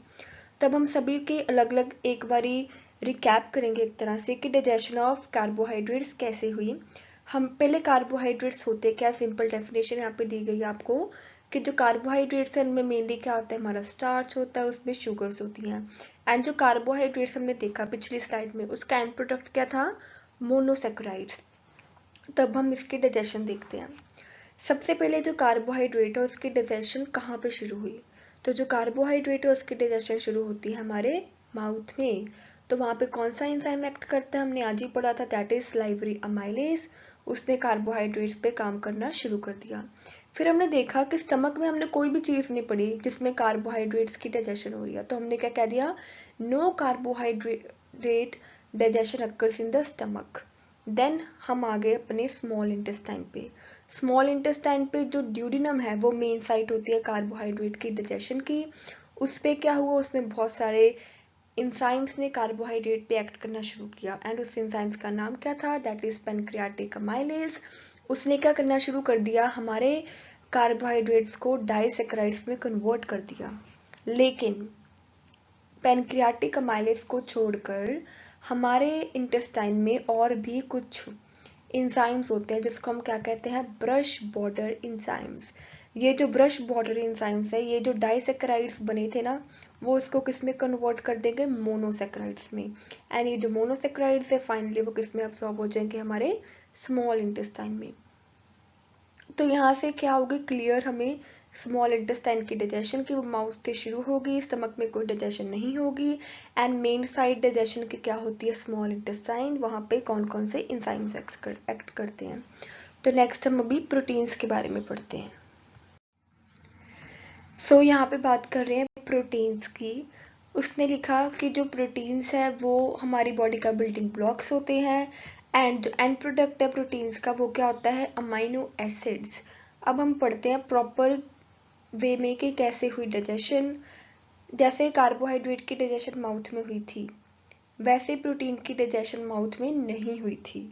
Means no protein digestion occurs in the mouth. Second, stomach में मेन डाइजेशन प्रोटीन की शुरू हो चुकी थी। स्टमक में हमने पढ़ा कि कैसे जो हमारा पेप्सिनोजन इंजाइम था वो पेप्सिन में कन्वर्ट हुआ with the help of hydrochloric acid. And वही पेप्सिन ने क्या किया था, हमारे प्रोटीन्स को प्रोटियोसिस में, पॉलीपेप्टाइड्स वगैरह में क्या कर दिया था, कन्वर्ट। देन स्मॉल इंटेस्टाइन में हमारी यही सब चीज़ें क्या हो गई, ट्रैवल हो गई, यहाँ पे आ गई। यहाँ पे हमारा बहुत सारे जो enzymes, that is trypsinogen, means trypsin, chymotrypsin, उन्होंने एक्ट करना शुरू कर दिया प्रोटीन्स पे, एंड उस प्रोटीन को उसने किस में कन्वर्ट करना शुरू कर दिया, कुछ अमाइनो एसिड्स में। एंड ये जो अमाइनो एसिड्स थे फाइनली वो हमारे स्मॉल इंटेस्टाइन में क्या हो गए, एब्सॉर्ब। तो यहाँ से क्या पता लगा हमें कि प्रोटीन की डाइजेशन माउथ में नहीं होती है। कहाँ से शुरू होगी, स्टमक में, देन स्मॉल इंटेस्टाइन में, एंड उसका जो एंड प्रोडक्ट है वो क्या होता है हमारा, अमीनो एसिड्स। कार्बोहाइड्रेट्स का क्या था, मोनोसेक्राइड्स। प्रोटीन्स का क्या था, aminosaccharides, sorry amino acids. So last हम बात करने जा रहे हैं डाइजेशन के बारे में, तो वो डाइजेशन है फैट्स की। उसी तरह से उसने कहा कि जो फैट्स है उसका जो मोस्ट कॉमन इनटेक है वो किस फॉर्म में होता है, दैट इज ट्राइग्लिसराइड्स की फॉर्म में। सबसे पहले यहाँ पे ये एक ऐसा एंजाइम है जो आपके एनसीईआरटी में मेंशन नहीं है, लेकिन यहाँ पे मैं आपको बता रही हूँ कि जो फैट्स की डाइजेशन है ना वो हमारे माउथ में शुरू हो जाती है। कैसे शुरू हो जाती है कि हमारा जो माउथ है उसमें जो सलाइवा होता है उसमें एक एंजाइम प्रेजेंट होता है जिसको हम कहते हैं लिंगुअल लाइपेज। जो लिंगुअल लाइपेज है वो हमारे फैट पे काम करना शुरू कर देगा एंड उसकी डाइजेशन हमारी माउथ में शुरू हो जाएगी। देन स्टमक में भी एक एंजाइम है जिसका नाम होता है गैस्ट्रिक लाइपेज। वो भी क्या करेगा, हमारे जहाँ पे लाइपेज आ गया इट मीन्स वो किसकी डाइजेशन करेगा, फैट्स की। जो स्टमक है उसमें भी जो गैस्ट्रिक लाइपेज था वो भी हमारे फैट पे काम करना शुरू कर देगा एंड उसकी डाइजेशन करेगा। देन उसके बाद हमने पढ़ा था कि जो स्मॉल इंटेस्टाइन है उसमें लीवर से क्या आ रहा है, बाइल जूस। जो बाइल जूस था उसका काम तो हमने पढ़ ही लिया है कि वो इमल्सिफाई करेगा फैट्स को। तो स्मॉल इंटेस्टाइन में जो हमारे पास एंजाइम थे दैट इज लाइपेज एंजाइम, वो किस पे काम करेगा, फैट्स पे, एंड उसको किस में कन्वर्ट कर देगा, फैटी एसिड्स में, देन मोनोग्लिसराइड्स में। सबसे पहले वो उसको कन्वर्ट करेगा फैटी एसिड में, देन ट्राइग्लिसराइड्स में, देन उसको हम उसके शॉर्ट फॉर्म में लेके आएंगे मोनोग्लिसराइड्स में। तो उसका जो एंड प्रोडक्ट है दैट इज जो एब्जॉर्ब होगा बॉडी में वो क्या है, फैटी एसिड्स एंड ग्लिसराइड्स। जो फैट्स है उसका जो एंड प्रोडक्ट है वो क्या होगा, फैट्स एंड ग्लिसराइड्स। ठीक है, तो सभी के तीनों की डाइजेशन अब हमें पता लग चुकी है कि कैसे हुई, कहाँ से स्टार्ट हुई। हमें देख सकते हैं कि फैट से एक इकलौता है जिसकी डाइजेशन हर बॉडी पार्ट में हुई है, माउथ में भी हुई है, स्टमक में भी हुई है, स्मॉल इंटेस्टाइन में तो सभी की हुई है। ठीक है, तो यहाँ पे आपको वन वर्ड पूछने के काफी ज्यादा चांसेस है तीनों की डाइजेशन में, कि किसकी डाइजेशन कहाँ से शुरू हो रही है, किसकी डाइजेशन कहाँ पर नहीं होती है, कौन कौन से एंजाइम्स इन्वॉल्व हैं, देन उनका कौन कौन सा एंड प्रोडक्ट है। तो ये सब चीजें हमें ध्यान में रखने की जरूरत है। So now in this slide मैंने आपको वो जो आपके एनसीईआरटी में दी गई है कन्वर्जन्स वो यहाँ पे मेंशन की है। जो डाइपेप्टाइड्स थी मीन्स यहाँ पे मैंने ये बताया कि जो एंड प्रोडक्ट्स थे हमारे पास आए उन पे कौन कौन से एंजाइम्स एक्ट किए हैं एंड वो कैसे हमारी बॉडी में एब्जॉर्बेबल फॉर्म में कन्वर्ट हो गए। तो जो प्रोटीन्स थे वो डाइपेप्टाइड्स की फॉर्म में बन चुके थे, देन उस पर डाइपेप्टाइडेस ने काम किया, वो कन्वर्ट हो गया अमीनो एसिड्स में। उसी तरह से माल्टोस पे काम किया, माल्टेस ने, वो कन्वर्ट हो गया ग्लूकोज प्लस ग्लूकोज में। लैक्टोज पे लैक्टिस ने काम किया, वो कन्वर्ट हुआ ग्लूकोज एंड गैलेक्टोज में। सुक्रोज पे काम किया, सुक्रेज ने, वो कन्वर्ट हो गया ग्लूकोज एंड फ्रक्टोज में। तो ये जो तीन मेंशन किए ना यहाँ पे that is maltose, lactose, sucrose, इन तीनों के हमें एंड प्रोडक्ट याद रखने हैं। ग्लूकोज इज कॉमन बट यहाँ पे ये जो चेंज हम देख सकते हैं गैलेक्टोज है किसी में, ग्लूकोज है किसी में, फ्रक्टोज है, तो ये हमें ध्यान रखना है कि किसका कौन सा एंड प्रोडक्ट है। देन हमारे पास आए न्यूक्लियोटाइड, उस पर काम किया न्यूक्लियोटाइडेसिस ने, देन न्यूक्लियोसाइड्स में कन्वर्ट हो गए, न्यूक्लियोसाइडेसिस ने काम किया, उस पर कन्वर्ट हो गए शुगर्स में। देन उसी तरह से ग्लिसराइड्स पे काम किया लाइपेजेस ने एंड वो कन्वर्ट हो गए हमारे फैटी एसिड्स एंड ग्लिसरोल में। तो ये हमें कन्वर्जन्स याद करनी है mainly. Now the last stage of digestion is large intestine. बेचारा हमारा खाना इतनी देर से पच रहा था, इतनी देर से ट्रैवल कर रहा था, that is from mouth to stomach to small intestine. तो फाइनली वो किस में एंटर करेगा, दैट इज लार्ज इंटेस्टाइन में। तो जो लार्ज इंटेस्टाइन है उसका क्या फंक्शन है, दैट इज फर्स्ट फंक्शन उसका ये है कि वो एब्जॉर्प्शन करता है वाटर की, मिनरल्स की एंड कुछ ड्रग्स की।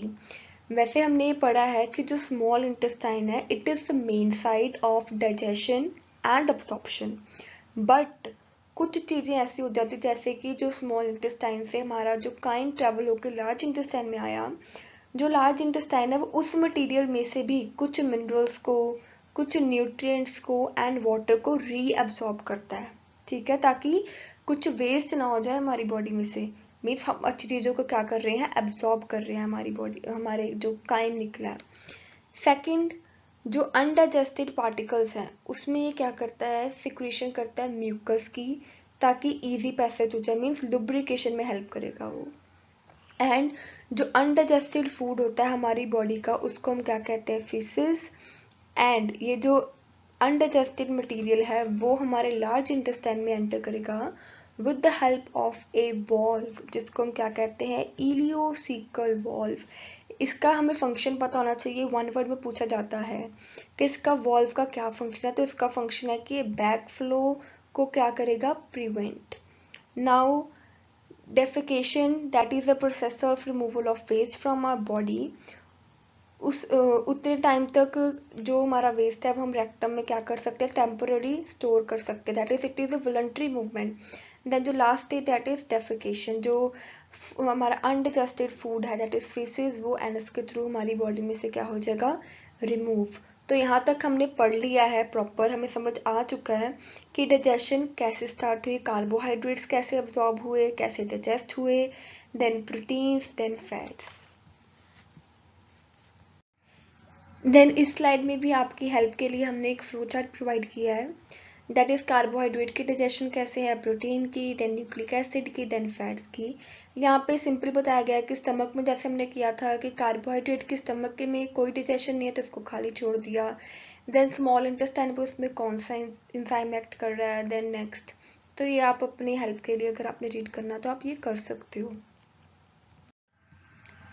सो वैसे ही सोचने की बात है कि हमने खाना खाया, हमने देखा इतने सारी सिक्रीशंस होती है हमारी बॉडी में, इतने सारे हार्मोन्स आ जाते हैं बाहर अपना काम करने, इतने सारे इंजाइम्स एक्ट करना शुरू करते हैं, लेकिन हाउ इज दैट पॉसिबल, ये कैसे हो सकता है। मीन्स हमारी बॉडी में ऐसे कुछ ना कुछ चीज़ें तो होंगी जो हमारी बॉडी को, हमारी बॉडी के ऑर्गन्स को सिग्नल्स दे रही हैं कि यस खाना आ गया है, काम शुरू करो।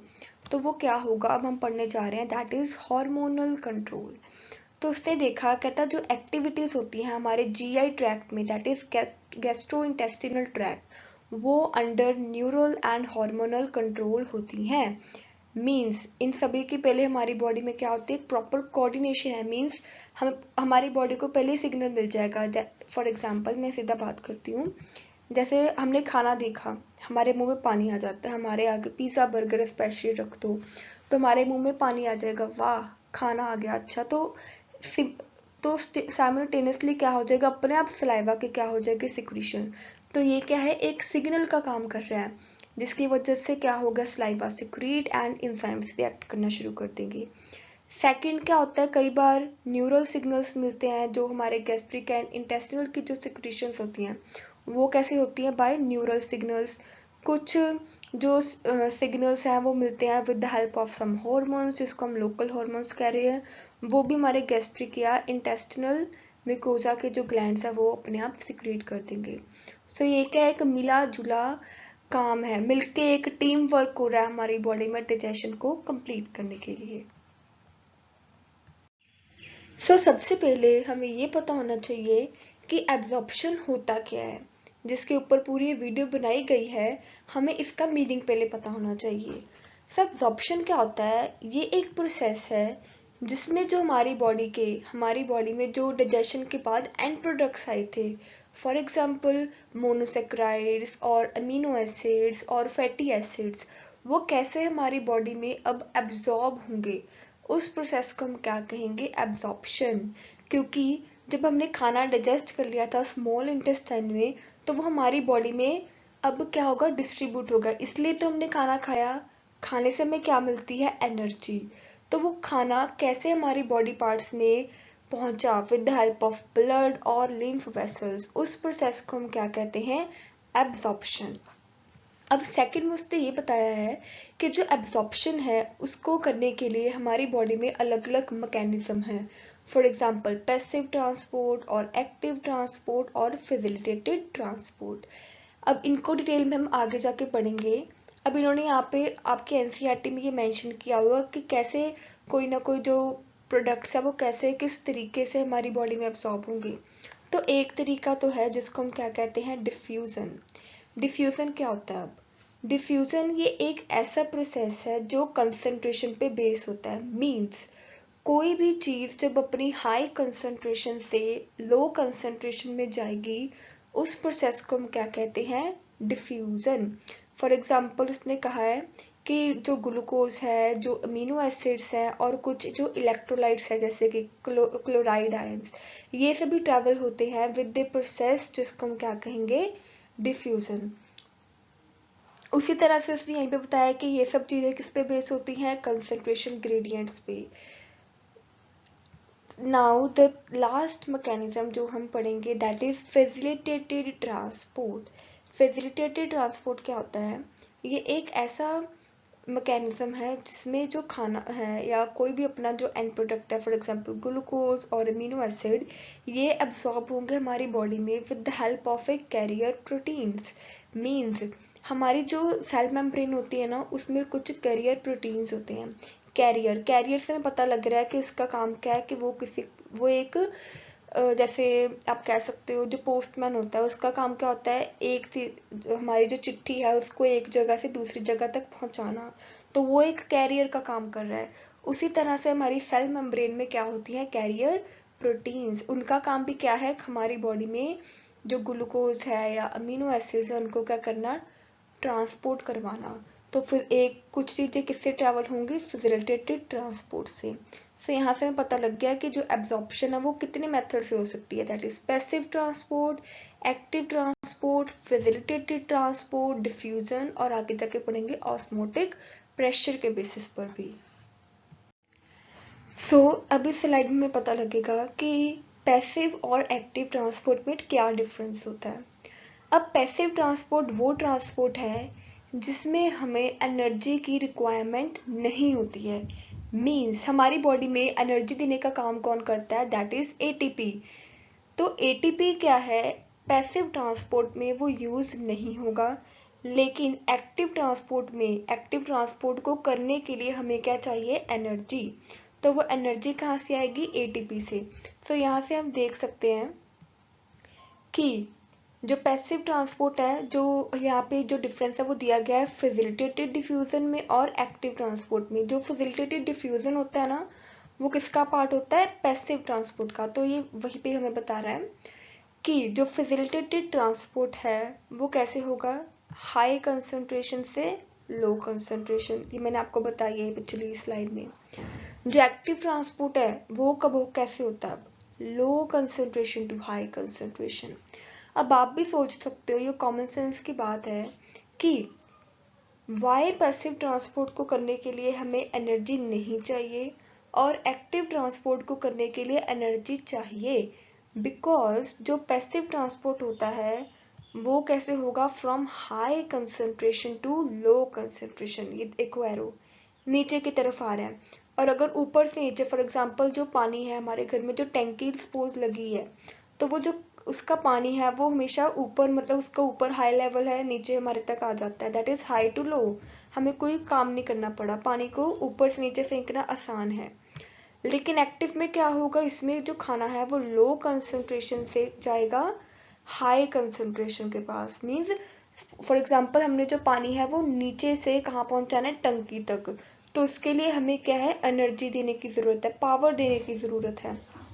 इसीलिए एक्टिव ट्रांसपोर्ट को करने के लिए हमें एटीपी की जरूरत पड़ी। देन सेकंड पॉइंट उसने लिखा कि ये कंसंट्रेशन के फेवर में होता है, ये कंसंट्रेशन ग्रेडियंट के बिल्कुल अगेंस्ट चलता है। इसको करने के लिए हमें कोई भी एनर्जी नहीं चाहिए, इसको करने के लिए हमें क्या चाहिए, एनर्जी। फिर उसने एग्जांपल दी, फॉर एग्जांपल जितने भी सोडियम चैनल्स है या फिर ग्लट चैनल ट्रांसपोर्टर्स है, glut means glucose transporters channel जो हैं, देन अमीनो एसिड ट्रांसपोर्टर्स, ये सभी कैसे परफॉर्म करते हैं task, with the help of passive transport. And active transport के एग्जांपल है for example sodium and potassium ions और एटीपेज ट्रांसपोर्टर्स और सोडियम ग्लूकोज को ट्रांसपोर्टर, ये सभी क्या है इसका पार्ट है। तो सिंपली आप अगर पेपर में आ भी गया कि क्या डिफरेंस है एक्टिव और पैसिव में और फैसिलिटेटेड डिफ्यूजन और एक्टिव ट्रांसपोर्ट में, तो आप ये बता सकते हो उनको इजीली। सो इस स्लाइड में वो बता रहा है सिंपली कि कैसे कैसे अब्जॉर्प्शन हो रही है न्यूट्रिएंट्स की। जो वाटर है उसकी कहता है ट्रांसपोर्ट या फिर उसकी एब्जॉर्प्शन होती है with the help of a mechanism जिसको हम कहते हैं ऑस्मोटिक ग्रेडियंट। अगर कोई भी सॉलिड और हमारा जो फूड पार्टिकल्स वाला अगर एब्जॉर्प्शन होनी है तो वो होता है on the basis of some concentration gradient. Then उसने बताया कि जो एक्टिव ट्रांसपोर्ट है उसके लिए हमें एनर्जी चाहिए एंड जो न्यूट्रिएंट्स है जैसे कि अमीनो एसिड्स और मोनोसेक्राइड जैसे कि ग्लूकोज वगैरह, वो सभी कैसे एब्जॉर्ब होंगे हमारी बॉडी में with the help of active transport. So ये वन वर्ड यहाँ से आ सकते हैं कि जो अमीनो एसिड्स हैं, ग्लूकोज है या सोडियम आयंस है, वो कैसे हमारी बॉडी में एब्जॉर्ब होते हैं with the help of which mechanism, active और पैसिव। तो हम बता देंगे इट इज एक्टिव। तो ऐसे वन वर्ड पूछ सकते हैं आपसे। एंड एब्जॉर्प्शन को करने के लिए हमारे पास कौन हेल्प करता है, दैट इज विलाई। हम पढ़ चुके हैं ऑलरेडी हमारी पिछली वीडियोस में कि कैसे जो विलाई है वो कैसे एब्जॉर्प्शन करेगा एंड इसका क्या रोल होता है। ना ये जो स्लाइड है ना ये बहुत इंटरेस्टिंग है। अब जो एब्जॉर्प्शन है प्रोटीन्स की, कार्बोहाइड्रेट्स की, विटामिन्स की और मिनरल्स की, उनकी एब्जॉर्प्शन करना हमारी बॉडी में it is quite easy as compare to fatty acids. अब हमने पढ़ा कि जो हम फैट है खाते हैं उसके बाद जब वो डाइजेस्ट हो जाती है उसके जो एंड प्रोडक्ट्स हैं वो दो होते हैं, that is fatty acids and glycerol. लेकिन जो फैटी एसिड्स एंड ग्लिसरॉल होते हैं वो क्या होते हैं हमारे ब्लड में इनसॉल्युबल, मीन्स वो हमारे ब्लड में सिंपली इस फॉर्म में क्या है एब्जॉर्ब नहीं हो सकते। तो इस प्रॉब्लम को सॉल्व करने के लिए हमारी बॉडी में एक अलग मैकेनिज्म है, वो अब हम पढ़ते हैं। सबसे पहले क्या होगा, ये जो फैटी एसिड्स हैं या ग्लिसरॉल हैं ये स्मॉल ड्रॉपलेट्स में क्या होंगे कन्वर्ट, एंड उन ड्रॉपलेट्स को हम क्या कहते हैं माइसल्स। जब ये माइसल्स में कन्वर्ट हो जाते हैं उसके बाद इनको क्या किया जाता है रीफॉर्म। मीन्स हमें पता है कि जो फैट है या फिर कार्बोहाइड्रेट्स हैं वो तो इजीली हमारे ब्लड में एब्जॉर्ब हो जाएंगे, तो हम क्या करते हैं ये जो फैटी एसिड्स हैं उनको भी प्रोटीन लाइक स्ट्रक्चर्स में क्या कर देते हैं कन्वर्ट। एंड जब वो प्रोटीन लाइक स्ट्रक्चर्स में कन्वर्ट हो जाते हैं इसको हम क्या कहते हैं काइलोमाइक्रोन्स। तो जो हमारे पास ये माइसल्स थे उसको हमने एक प्रोटीन शीट के साथ कवर कर दिया।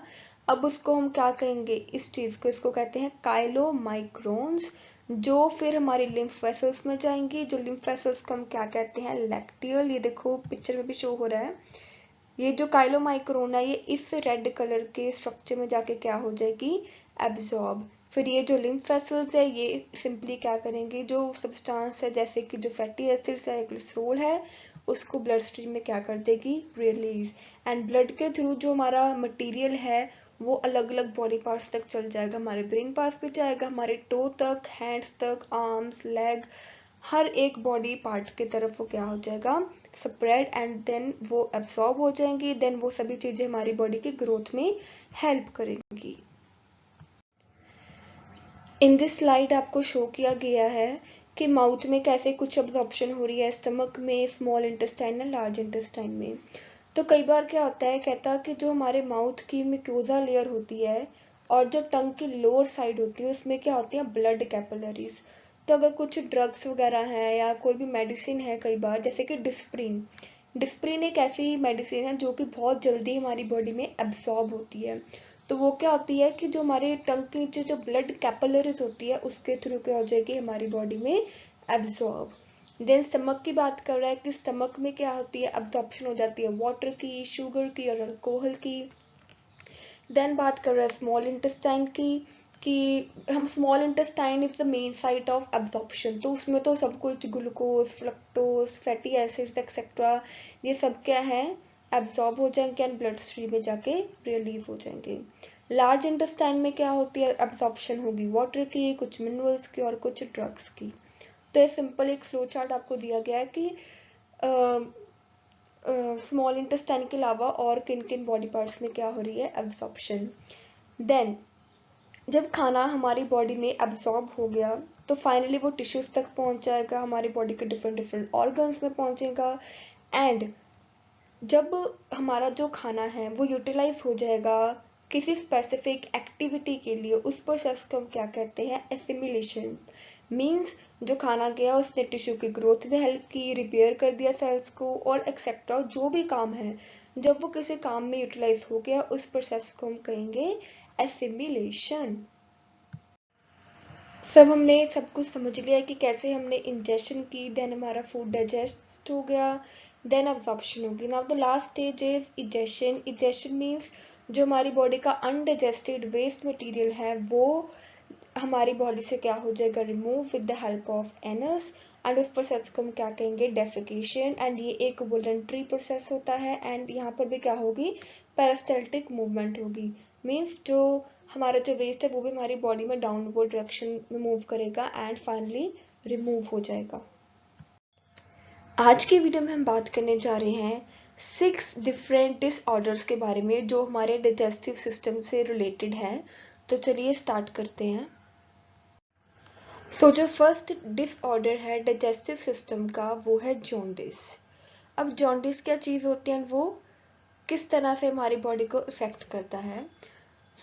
जॉन्डिस में क्या होता है कि हमारा जो लीवर होता है, लीवर वो क्या होता है, हमारा टारगेट ऑर्गन। मीन्स जो ऑर्गन इफेक्ट होगा जॉन्डिस में वो होता है लीवर।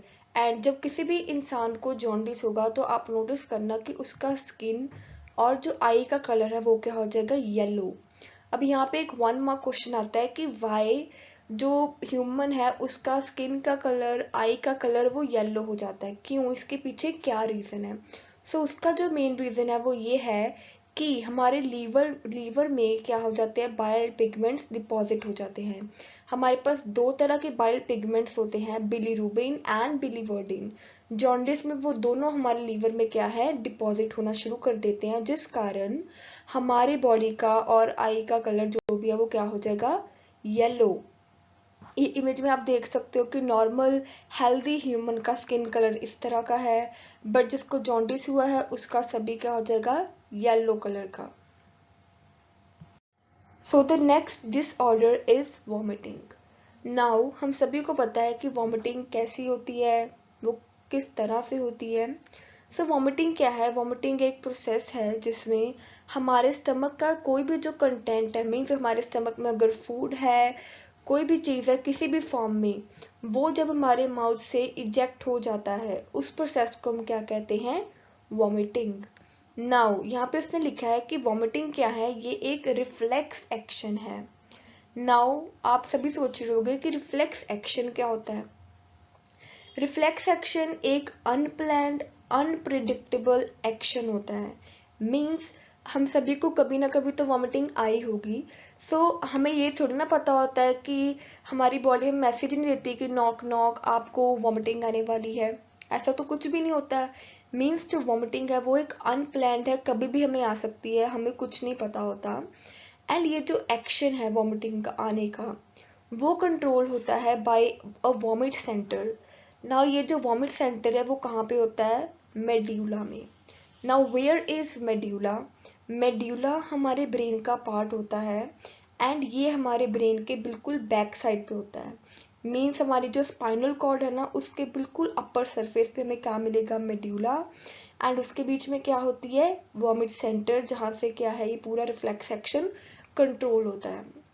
नाउ आपने ये भी सोचा होगा कि कई बार जब वॉमिटिंग ज़्यादा आ जाती है तो हम मेडिसिन ले लेते हैं, लेकिन वो मेडिसिन काम कैसे करती है। अब वो मेडिसिन क्या करेगी, इस वॉमिट सेंटर पर जाएगी और उस चीज़ के साथ बाइंड हो जाएगी जिस कारण क्या हो रही है, वॉमिटिंग आ रही है। मीन्स उस फैक्टर को वो बिल्कुल ही ख़त्म कर देगी वॉमिट सेंटर पे जाके एंड हमारी वॉमिटिंग क्या है, रुक जाएगी। ना उसने लिखा है कि वॉमिटिंग आने के बाद हमें सभी को पता है कि बहुत लो फीलिंग आती है, बिकॉज हमारी बॉडी जब वॉमिटिंग करती है तो उसके लिए बहुत पावर लगती है एक तरह से। उसके बाद हमें बहुत मीन्स लो फील होता है, नोजिया की फीलिंग आती है। नाउ इस डायग्राम में हमें बताया गया है कि क्या क्या रीज़न हो सकते हैं वॉमिटिंग के। एक रीज़न हो सकता है कि अगर वुमेन प्रेग्नेंट है तो प्रेगनेंसी में वॉमिटिंग्स आने के चांसेस बहुत ज़्यादा होते हैं। स्टमक फ्लू हो गया है, या माइग्रेन है, या हार्ट अटैक, और कुछ भी बहुत सारे रीजंस दिए हुए हैं आपको कि वॉमिटिंग्स आने के क्या क्या रीजंस हो सकते हैं। So the third disorder of digestive system is diarrhoea. Now ये क्या चीज़ होती है, इसमें भी हमें पता है, मीन्स एक तरह से लूज मोशंस लग जाना। इसमें क्या होता है, हमारी जो अब नॉर्मल फ्रिक्वेंसी होती है बॉवल मूवमेंट की एंड जो हमारा फीकल डिस्चार्ज होता है उसमें क्या हो जाती है, लिक्विडिटी ज़्यादा होती है, वाटरी स्ट्रक्चर होता है उसका, एंड इस कंडीशन को हम क्या कहेंगे, डायरिया। इसमें क्या होता है, हमारे फूड की क्या है, अब्जॉर्प्शन क्या हो जाती है, बहुत कम, एंड हमारे फीकल मटेरियल में लिक्विडिटी क्या होगी, ज़्यादा। नेक्स्ट डिसऑर्डर हमारे पास है कॉन्स्टिपेशन। कॉन्स्टिपेशन में क्या होगा, जो हमारा फीकल मटेरियल है वो हमारे कोलोन में ही रह जाता है, मीन्स हमारे जो बॉवल मूवमेंट है वो क्या होगी, इरेगुलरली, एंड जो फीकल मटेरियल है वो हमारे कोलोन में ही रहता है अंदर। इस डायग्राम में हमें ब्रिस्टोल स्टूल चार्ट बताया गया है कि कितना हमें पता लग जाएगा आपको किस तरह की कॉन्स्टिपेशन है, सिवियर है, नॉर्मल है, मीन्स उसके टेक्सचर को देखकर हमें पता लग जाएगा कि किस चीज़ की क्या कंडीशन है, मीन्स हमारी बॉडी की। Fifth disorder is indigestion. Indigestion हमें नाम से पता लग रहा है कि हमारा फूड प्रॉपरली डाइजेस्ट नहीं होगा, जिस कारण हमें फीलिंग ऑफ फुलनेस, मीन्स हमने खाया भी नहीं इतना कुछ और हमारा क्योंकि खाना डाइजेस्ट नहीं हो रहा तो हमें भूख भी नहीं लगती इस कंडीशन में। एंड इसके क्या था, बहुत सारे रीजंस हो सकते हैं, मे बी इनएडिक्वेट इंजाइम सिक्रीशन हो रही, बिकॉज इंजाइम की मदद से डाइजेशन होगी, मे बी वो नहीं इंजाइम अच्छी तरह से सिक्रीट कर पा रही है हमारी बॉडी, इसलिए इनडाइजेशन होगी। और फूड पॉइजनिंग, या आपने खाना बहुत ज़्यादा खा लिया है या स्पाइसी फूड खा लिया है, इन सभी कारण से हमें क्या हो सकती है, indigestion. Now the last most important disorder is protein energy mall nutrition. इसको हम शॉर्ट फॉर्म में PEM भी कहते हैं। सो माल न्यूट्रिशन से हमें पता लग रहा है कि हमारी बॉडी में न्यूट्रिएंट्स की जो कमी है बहुत ज़्यादा है, मीन्स हमारी बॉडी को न्यूट्रिएंट्स प्रॉपरली नहीं मिल रहे। हम इस टॉपिक में बात करने जा रहे हैं प्रोटीन एनर्जी माल न्यूट्रिशन, मीन्स प्रोटीन की क्या है, हमारी बॉडी में कंजप्शन बहुत कम है। सो PEM क्या है, PEM भी एक ऐसी कंडीशन है जिसमें हमारी बॉडी में जो प्रोटीन की कंजप्शन है, प्रोपोर्शन है, वो क्या है, बहुत कम है। कैलोरीज का जो इनटेक है वो भी क्या है, बहुत कम है। एंड ये मोस्टली किस में होगा, इन्फेंट्स में और यंग चिल्ड्रन में। एंड इसके साथ हमें क्या है, कोई ना कोई इन्फेक्शन हो जाती है। अब हम पढ़ेंगे कि अगर किसी इंसान को PEM है तो उससे 2 तरह के डिसीज होने के बहुत ज़्यादा चांसेस होते हैं, वो हम नेक्स्ट स्लाइड में पढ़ेंगे कि कौन कौन से। अगर किसी बच्चे को, मेनली क्योंकि इन्फेंट्स में होता है या यंग चिल्ड्रन में होता है, तो इसे 2 तरह के डिसीज होने के चांस होते हैं। एक होता है क्वाशियोर्कर और एक होता है मैरस्मस। अब हम इन दोनों को समझने की कोशिश करेंगे कि क्या है। क्वाशियोर्कर में क्या होता है, इसमें ये एक ऐसा डिसीज है जिसमें हमारी बॉडी में प्रोटीन की कंजप्शन बहुत कम है। एंड क्योंकि बाकी सारे न्यूट्रिएंट्स क्या है, नॉर्मल अमाउंट में है, बट क्योंकि प्रोटीन कम होता है उसके कारण क्या है, हमारी बॉडी में वाटर क्या है, मीन्स लिक्विडिटी क्या है, ज़्यादा होती है। एंड जो बच्चा होता है उसकी बॉडी क्या कर जाती है, स्वेलो। अब आप ये देख सकते हो इमेज में कि ये जो बेबी है ये क्या है, उसका जो स्टमक है, अदर बॉडी ऑर्गन्स है, वो क्या है, फूले हुए हैं। क्वाशियोर्कर में क्या होगी, स्वेलिंग हो जाएगी लेग्स की और अदर बॉडी ऑर्गन्स की। नाउ स्पार्स हेयर मीन्स के जो बच्चा है उसके हेयर ग्रोथ भी अच्छी नहीं है। अगर मीन्स आपको पूछ सकता है अगर इन दोनों का डिफरेंस आ जाता Thanks है guys for कि watching क्या this video, characteristics and for होती हैं more educational क्वाशियोर्कर content hit the disease वालों की subscribe और button मैरस्मस and do डिसीज वालों like की। and तो आप comment ये if you लिखोगे have any कि queries. स्वेलिंग ऑफ फ्लैक्स हो Thank you. जाएगी, मून फेस लाइक स्ट्रक्चर होता है, फ्लैक की अपीयरेंस होती है स्किन की, एब्डोमेन में उसका क्या होता है, स्वेलो होता है, उसके मसल्स वगैरह थिन हो गए। मैंने कहा था ना कि बाकी न्यूट्रिएंट्स प्रेजेंट है, तो उसने भी लिखा कि फैट प्रेजेंट होती है, बट क्योंकि प्रोटीन नहीं होता तो उसकी बॉडी क्या कर जाती है, swallow. Now the next is marasmus. इसमें क्या है, जो बच्चा है उसकी हेयर ग्रोथ क्या है, नॉर्मल। यहाँ पे हमने पढ़ा था नॉर्मल नहीं होती है। अब इसकी बॉडी स्ट्रक्चर से आप देख सकते हो ये क्या है, बहुत बेचारा सुकड़ा हुआ सा है। मीन्स उसकी जो लिम्स वगैरह है उसमें क्या है, जो फैट है बहुत कम है, एंड वो क्या है, अंडर वेट बॉडी है। मीन्स उसका जो जितना नॉर्मल बच्चे का वेट होना चाहिए वो उससे भी क्या है, बहुत कम वेट है उसका। एंड ऐसा लगता है कि वो एक ओल्ड मैन है। मीन्स जैसे जब देखते हैं कि ओल्ड एज में जो अडल्ट होते हैं, ओल्ड मैन, उनकी अपीयरेंस ऐसी होती है, उनकी हमें रिब्स दिखनी शुरू हो जाती हैं। उसी तरह से ये जो बच्चे होते हैं उनकी अपीयरेंस भी उनकी तरह से, उनकी जैसे हमें लगती है। सो इन दोनों का डिफरेंस पेपर में हमें आ सकता है।